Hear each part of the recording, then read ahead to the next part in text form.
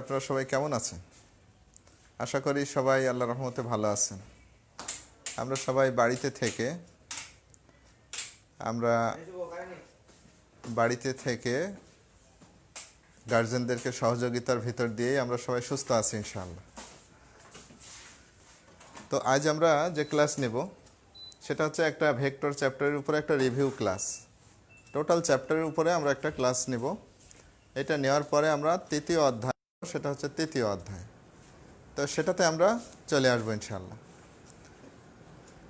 তো একটু দেখি যে আমরা বইটা, মূল বই যেটা ছিল আমাদের, যেমন doctor Shahjahan Tapan, doctor Amir Hossain sir বা ইসাক স্যারের বই, যেটা লেকচার পাবলিকেশনসের যে বই আছে, কাজল ব্রাদার্সের অনুপম পাবলিকেশনসের যে বইটা আছে, বলে এরকম আরও অনেক বই, পুঁথিনিলয় কোম্পানির বই আছে।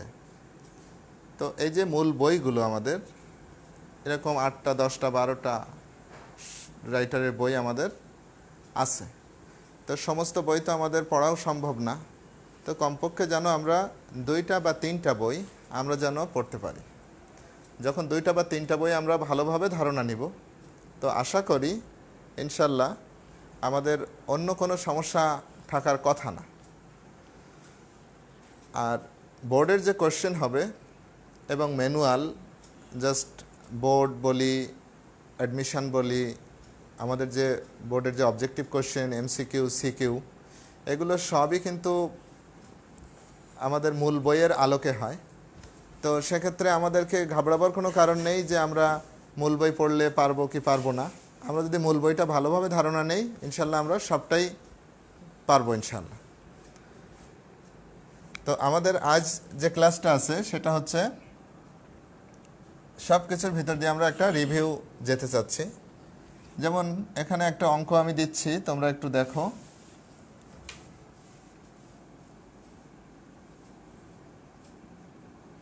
এ একটা vector 3i plus 3j plus 2k, B আরেকটা vector 2i plus 3j plus 4k। এরকম ভেক্টর আমরা দেখলাম। এটা দিয়ে যদি আমরা 1 নম্বর যে এ ডট বি কত এবং তা লম্ব কিনা যাচাই।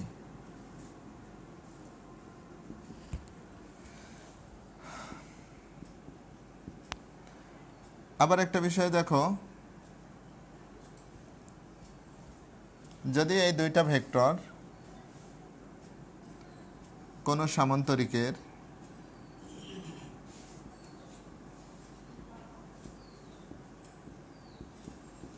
বাহু হয় তবে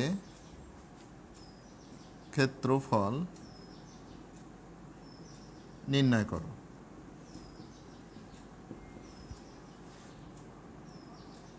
এই যে 2টি ভেক্টর যদি সামান্তরিকের সন্নিহিত বাহু হয় তাহলে ক্ষেত্রফল নির্ণয় করো। আবার আমরা এরকম দেখছিলাম আগে যে বি এর উপর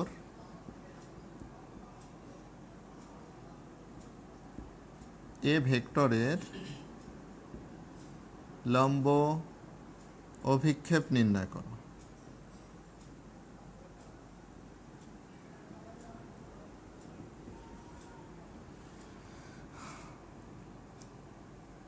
এরপরে দেখা যাচ্ছে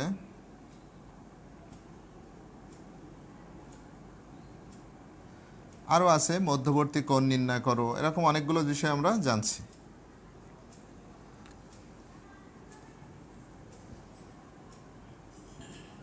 চার নম্বর আমরা আরেকটা দিলাম, এ ভেক্টরের এক্স অক্ষের উপর দিক কোসাইন বা কৌণিক দিক কোসাইন ও কৌণিক ব্যবধান নির্ণয় করো।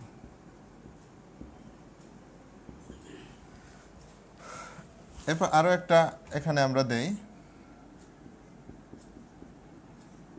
এমন একটি একক ভেক্টর নির্ণয় করো যা yz তলের সমান্তরাল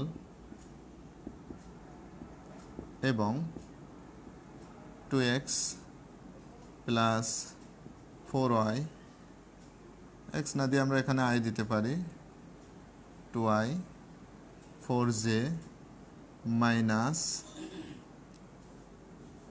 8k ভেক্টরের সাথে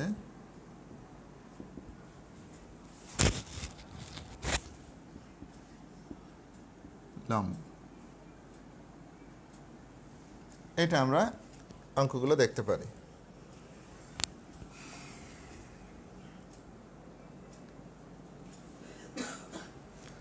তো এখন দেখেন যে এ একটা ভেক্টর, বি একটা ভেক্টর।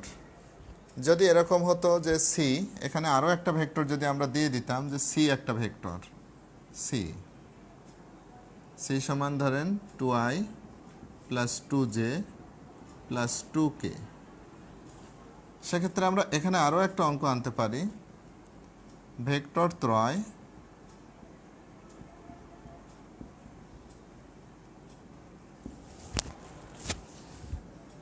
একই সমতলে কিনা যাচাই করো।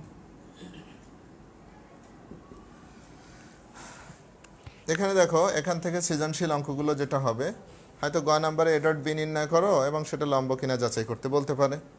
আবার এখান থেকে দেখা যাচ্ছে যে একই সমতলে আছে কিনা সেটা যাচাই করতে বলতে পারে। তো আমাদের খেয়াল রাখতে হবে যে আমরা যে গত কয়েকদিন যাবত যে ক্লাসগুলো করে আসছি, ওই ক্লাসের আলোকে আমাদের প্রত্যেকটা অংশ আমরা কিন্তু খুলে খুলে আলোচনা করছি। তো এখন এই চ্যাপ্টারটা নিয়ে আমরা মূল্যায়নের ব্যাপারে চ্যাপ্টারটা আমরা দেখতে চাচ্ছি যে আমাদের চ্যাপ্টারটা কতটুকু ভালো হলো। এখন এ ডট বি নির্ণয় করো, প্রথম অঙ্ক যেটা, এ ডট বি কত এবং তার লম্ব কিনা যাচাই করো।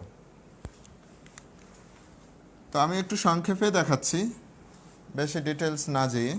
তোমরা একটু খাতা কলম নিয়ে, তোমরা ক্যালকুলেটর খাতা কলম নিয়ে একটু বসে জিনিসগুলো তোমরা সলিউশন করো। আমি সূত্রগুলোকে নিয়ে কথা বলে দিচ্ছি। যেমন এ ডট বি, তো এখানে আমরা জানি এটা A x B x, A y B y, আর A z plus A z B z, এটা কিন্তু আমরা জানি। এখন আমরা যদি মানটা বসাই দেই, যেহেতু এ ভেক্টর এবং বি ভেক্টর ওখানে দেওয়া আছে, তো এর যে সহগ ছিল এক্স অক্ষের জন্য, আই এর যে সহগ সেটা কি ছিল, এক্স 3 × 2 প্লাস, তারপরে ছিল আমাদের 3 × 3, তারপরে ছিল আমাদের 2 × 4, এরকম। অর্থাৎ আই জে কে এদের সহগগুলো আমরা নিয়ে নিলাম। আর যেহেতু স্কেলার গুণন আমরা ভালোভাবেই শিখে আসছি, আই ডট আই মানে 1 হয় এবং আই ডট জে 0 হয়। তো এখানে কি আসছে, 6 9 8 সমান আসছে 15 আর 8 23। এটা আমাদের স্কেলার গুণফল বের হলো, মান বের হলো। এখন প্রশ্ন হচ্ছে এরা লম্ব কিনা যাচাই করতে হবে। তো আমরা লম্বের শর্ত কি জানি, কারো মনে আছে? একটু স্মরণ করো। লম্ব শর্ত যেটা ছিল সেটা ছিল এরকম, যদি দুটো ভেক্টরের স্কেলার গুণফলের মান 0 হয় তবে এরা পরস্পরের উপর লম্ব হয়,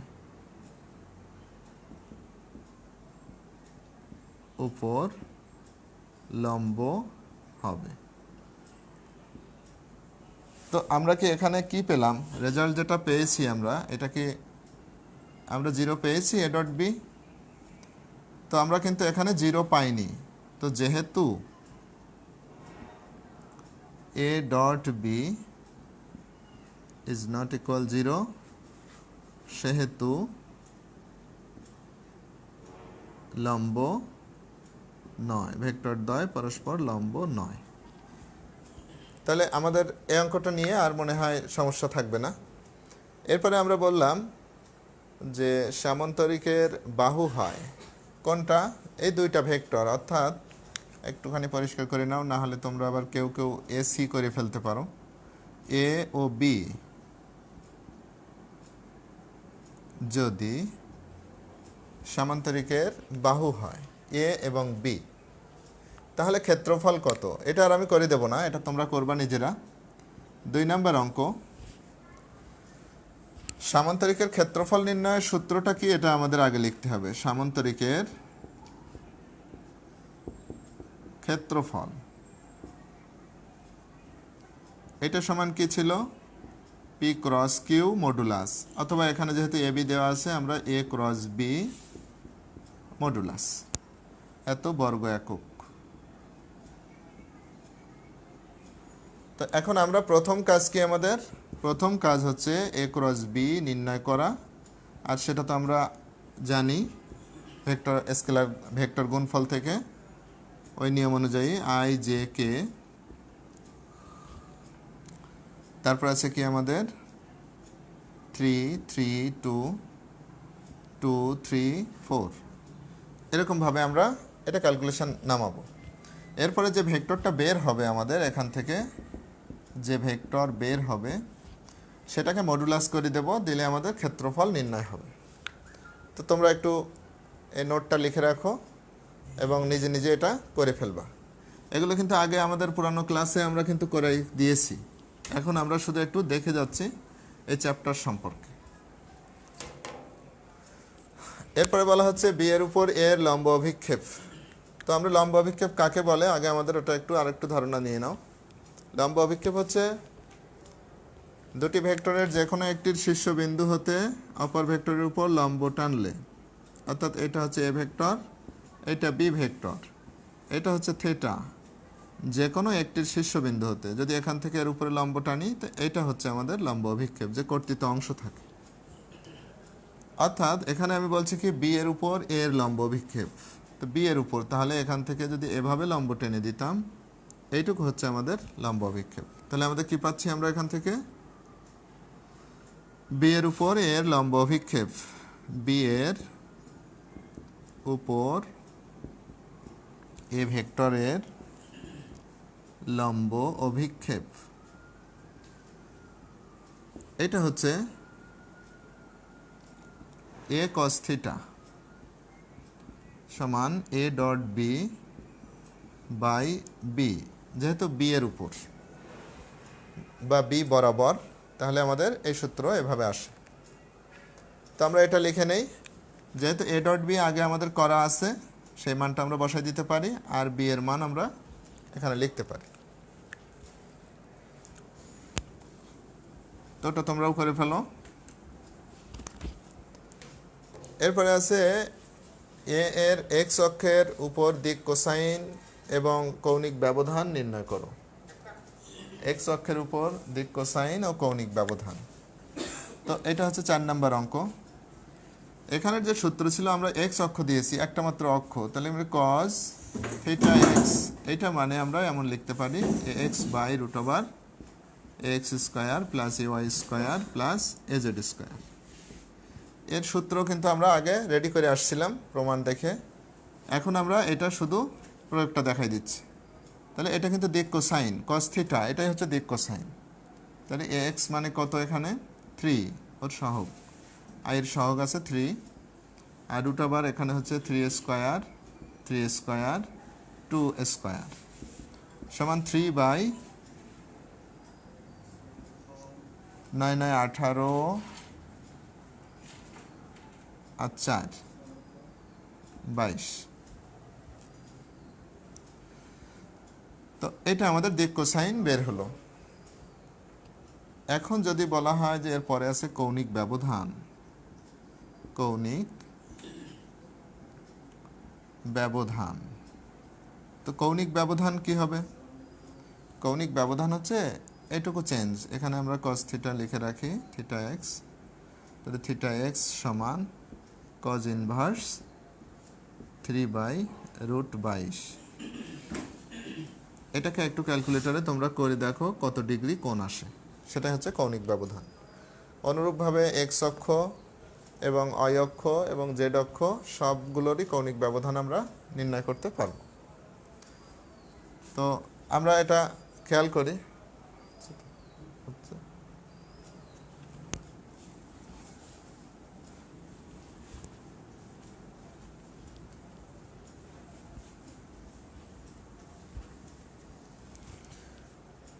এরপরে দেখো এমন একটি একক ভেক্টর নির্ণয় করো যা yz তলের সমান্তরাল এবং এত ভেক্টরের সাথে লম্ব। এখন তোমরা একটু রিভিউ দেখে নাও মূল বইয়ে যে একক ভেক্টর কাকে বলি।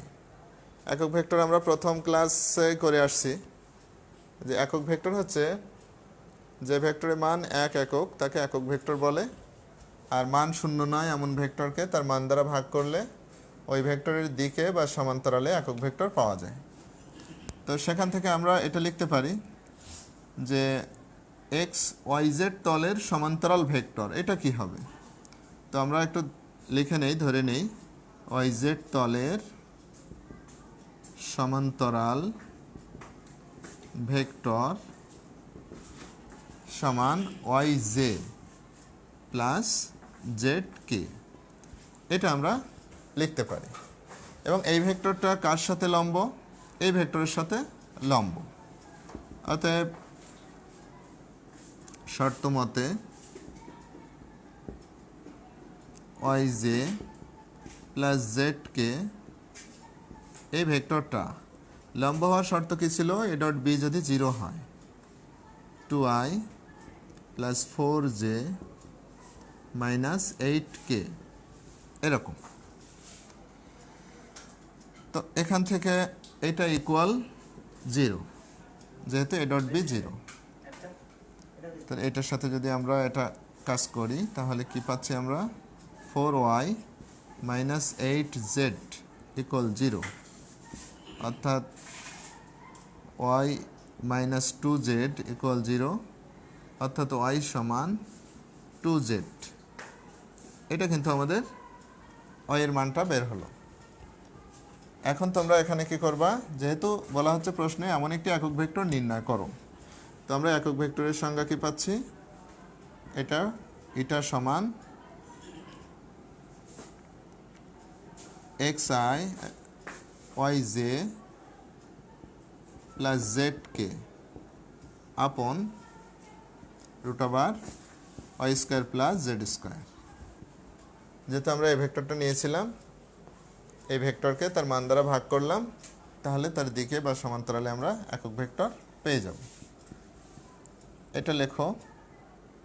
এখন y এর মান কত ছিল? 2z j প্লাস zk আপন হচ্ছে 2z এর স্কোয়ার প্লাস z²।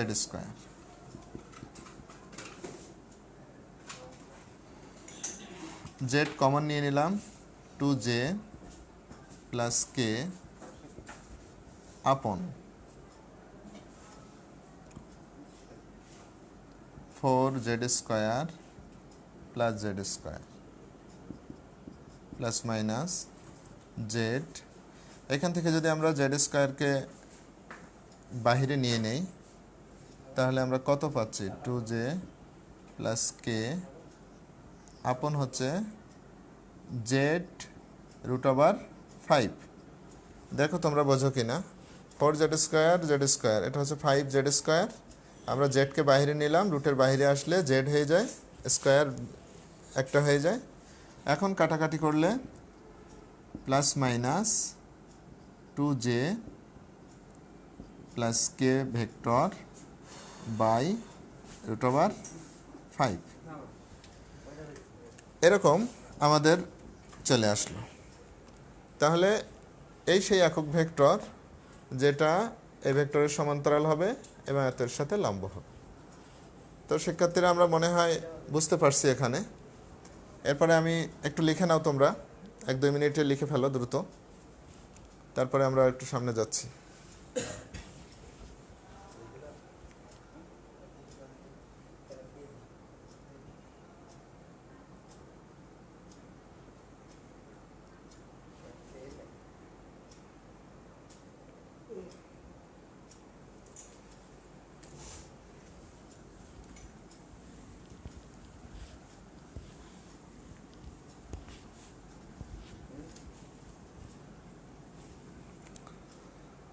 এরপরে আছে ভেক্টর ত্রয়।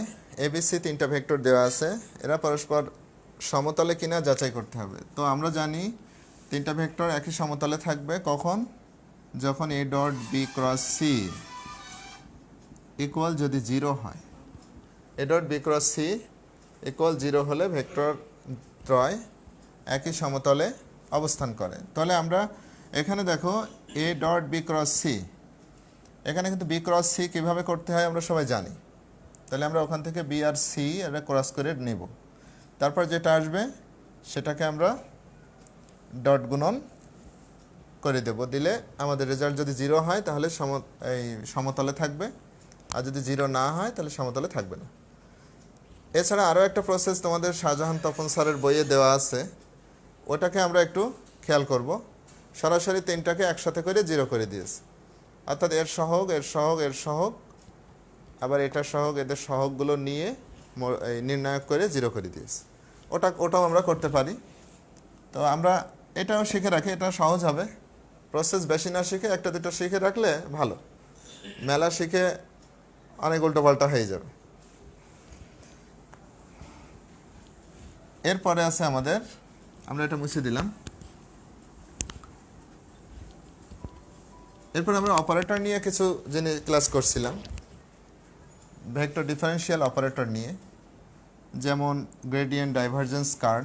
ওখানে আমি একটা উদাহরণ দিয়ে দিই। যদি ই সমান এক্স ওয়াই হয়, এক্স ওয়াই এবং জেড স্কোয়ার হয়, তবে ডেল ই হট, এমন একটা 1 নম্বর।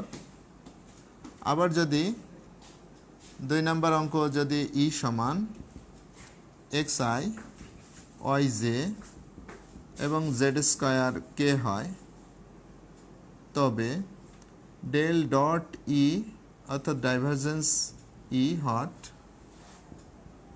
আবার 3 নম্বরে যদি এমন হয়, ধরো ফাই দিলাম, ফাই সমান এক্স আই ওয়াই জে এবং জেড কে হয়, তবে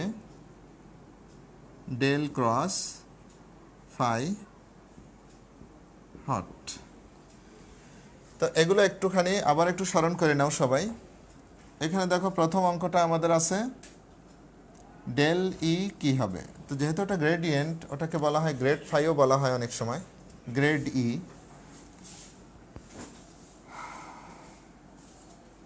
তো আমরা ডেল ই, এখানে i del del x, j del del y, k del del z, এর সাথে আমরা ই নিয়ে আসতেছি, অর্থাৎ এক্স ওয়াই জেড স্কোয়ার।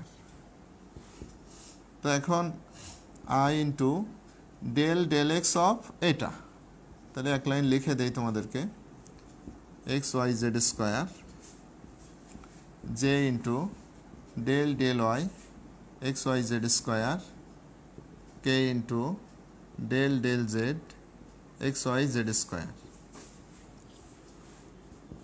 তো আই, এটার সাথে আমরা কি পাচ্ছি, এটা যেহেতু এক্স এর ফাংশন, তাহলে ওয়াই জেড স্কোয়ার থেকে গেল, এটা 1 হয়ে গেল, D D x of x মানে 1।